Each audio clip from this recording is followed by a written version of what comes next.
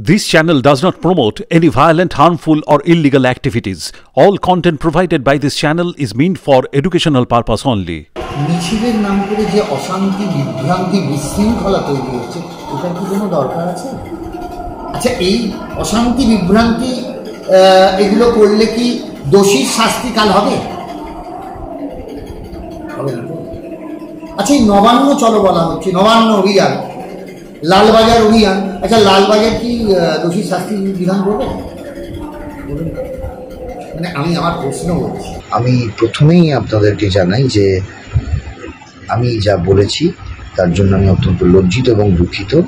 এবং আমি কোনো সাফাই গাওয়ার জন্য আজকে এই ভিডিওটি করছি না। আমি বিশ্বাস করুন, আমি অন্তরের অন্তঃস্থল থেকে আমি বলছি যে এই 18টা দিন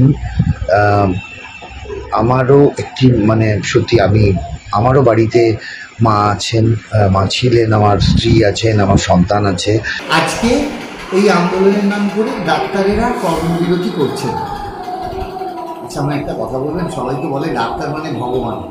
সাধারণ গ্রাম থেকে আসা মানুষ, অনেক দরিদ্র মানুষ যারা চিকিৎসার জন্য ছুটে আসছেন ডাক্তার ভগবান ভেবে।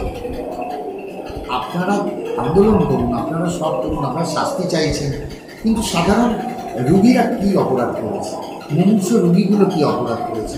এমন কোনো কাজ আপনাদের করা উচিত নয় যাতে পরবর্তীকালে ডাক্তার ভগবান বলতেও 10 বার ভাবনা চিন্তা করবে।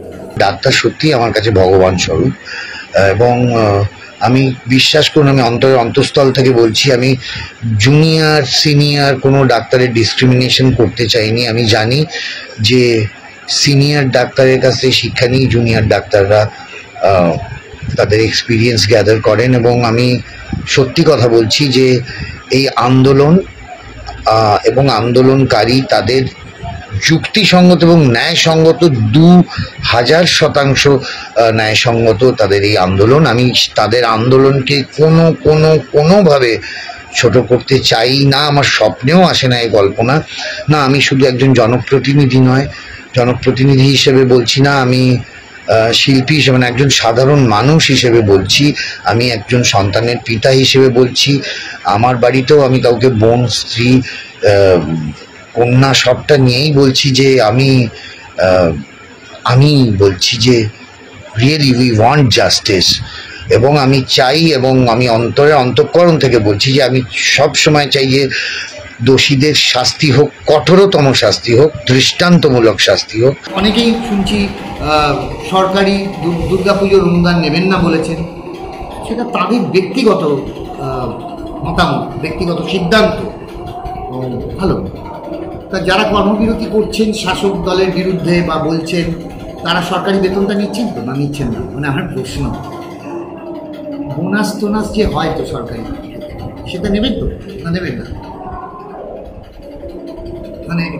আমি এমনি প্রশ্ন, আমি জানি না, এর কোনো যুক্তি নেই, আমি বলতে পারছি না। তবে একটাই কথা বলছি, আমি লজ্জিত,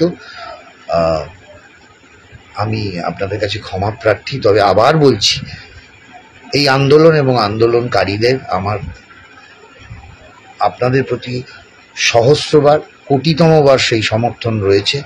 আমি আবার বলছি, একজন সাধারণ মানুষ হিসেবে, পশ্চিমবঙ্গের একজন সাধারণ নাগরিক হিসেবে, উই ওয়ান্ট রিয়েলি জাস্টিস। আচ্ছা, ধরুন যারা বলছেন এই আমাদের এদিক চারিদিক থেকে, তারা যারা সরকারি কোনো পুরস্কার বা ইত্যাদি নিয়েছিলেন, তারা ফেরত দেবেন, বলুন, ফেরত দিয়ে দিচ্ছে। কেননা যদি আপনাদের কোনো কারণ উদ্দেশ্য, গণতান্ত্রিক অধিকার আছে আপনাদের, তাহলে বলুন, ফেরত দিয়ে দেন। We want justice, we want justice. এবং আবার বলছি, আমি চাই দোষীরা ধরা পড়ুক এবং দোষীদের দৃষ্টান্তমূলক শাস্তি হোক। আবার বলছি, আমি ক্ষমার থেকে বড় জিনিস হয় না, আমি সেই ক্ষমাটুকু আপনাদের কাছে ভিক্ষা চাইব। আমি আবার বলবো, আবার চাইব যে চলে গেছে সেই সন্তানহারা পিতামাতা যেন সুবিচার পান, তারা যেন দেখে যেতে পারেন দোষীরা কঠোরতম শাস্তি পেয়েছে। আবার আমি ক্ষমা চাইছি আমার এর জন্য আবার বলছি, আমি আন্দোলন এবং আন্দোলনকারীদের পূর্ণ সমর্থন জানাচ্ছি। We want justice.